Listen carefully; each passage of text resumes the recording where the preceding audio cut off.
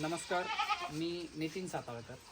आज आपण धामुरी या गावामधील प्रगतशील शेतकरी मांडवगड वस्तीवरती आपण आलेलो आहोत. सर्वप्रथम आपण जय किसान ग्रीन इंडिया कंपनीचे जे शेतकरी बंधूंना खतं दिलेली होती, तर आपण सर्वप्रथम त्यांचा परिचय घेऊ. आपलं नाव सांगा. रावसाहेब रतन मांडवगड. आपण मागील कांद्याची लागवड करत असताना जय किसान ग्रीन इंडिया कंपनीची खतं वापरलेली आहेत, बरोबर आहे. जैविक खतं वापरलेली आहेत.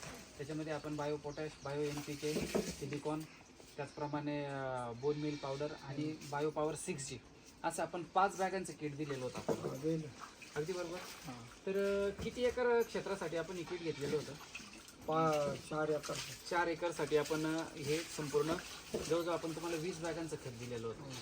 तर त्यापैकीचा आपला पहिल्या प्लॉटची हार्वेस्टिंग झालेली आहे आणि साधारणतः 4 दिवस होऊन गेलेले आहेत. चाळीमध्ये माल येऊन पडलेला आहे आणि त्याच्यानंतर आता कांद्याची साठवण सुद्धा सुरू झालेली आहे. तर किती गुंठ्यांचा प्लॉट होता तो? 35 गुंठे, म्हणजे 1 एकरला क्षेत्र कमी होतं.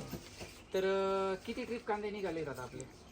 समजा 5 ट्रिप म्हणजे 5 ट्रेलर कांद्याचे निघालेले आहेत. साधारणतः एक ट्रेलर आपला किती क्विंटलचा आहे तो? 38 बरोबर. म्हणजे संपूर्ण एक क्रॉस आणि ट्रॉली आणि एक क्रॉस फाळका असं ट्रॉली असली पाहिजे. तर 38 क्विंटल जर ट्रॉली आली तर साधारणतः माझ्या माहितीनुसार हे ॲव्हरेज 35 गुंठ्यामध्ये आपल्याला 170 क्विंटल आपल्याला ॲव्हरेज मिळालेलं आहे, किंवा 170 क्विंटल आपले कांदे आलेले आहेत, बरोबर की नाही. साधारणतः हाच जर विचार आपण 1 एकराच्या हिशोबाने जर करायचं जर झालं तर निश्चित प्रमाणे आपलं 200 क्विंटल क्रॉस झालेले आहेत. आता इथून मागे यांनी कांदे केलेले आहेत, कांद्याचं उत्पादनही मिळवलेलं आहे. साधारणतः या कांदे लागवडीपासून तर काढणीपर्यंत मागील वर्षापर्यंत आपण किती पाणी देत होतात कांद्याला? 10-12 पाणी व्हायचे. 10-11 पाणी होत होते. ह्या वर्षी आपण खत व्यवस्थापन, पाणी व्यवस्थापन, फवारणीचं व्यवस्थापन केलेलं आहे, वेळोवेळी मार्गदर्शन केलेलं आहे. त्यांच्याकडनं प्रॉब्लेम व्हायचा असा की कांद्याला पाणी देण्याचं व्यवस्थापन त्यांच्याकडनं होत नव्हतं, बरोबर की नाही. आपण यावेळी सगळ्या गोष्टींची काटेकोरपणे काळजी घेतलेली आहे आणि तब्बल 11 पाण्यांमध्ये निघणारे कांदे आपण फक्त 7 पाण्यांमध्ये कांदे काढलेले. काय अनुभव वाटला तुम्हाला जय किसान वापरले? मस्त.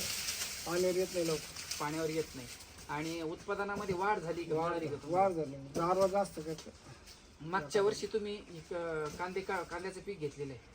साधारणतः एकरामध्ये तुम्हाला किती उत्पादन मिळालेलं होतं? 150 पर्यंत. हायेस्ट 150 क्विंटलचा माल निघालेला होता. यावर्षी बघा आपण कांदे बघू शकतात. हे बघा, या क्वालिटीचे कांदे निघालेले आहेत, बरोबर आहेत. अगदी टॉप क्वालिटी आणि अगदी जम्बो साईजचे कांदे निघालेले आहेत, बरोबर ना. समाधानी आहात का तुम्ही अजय किसान ग्रीन इंडियाची जी खतं वापरलेली आहेत त्याच्या बाबतीत समाधानी आहात? निश्चित प्रकारे. पुढील काळामध्ये पुढील लागवड करत असताना कांदा पीक असेल, कपाशी पीक असेल, मोसंबी असेल, या पिकांसाठी तुम्ही या खतांचा वापर करणार? निश्चित स्वरूपात वापर करणार. धन्यवाद. आपण या गावामध्ये सर्वप्रथम आपण शेतकरी बंधूंची निवड केलेली होती.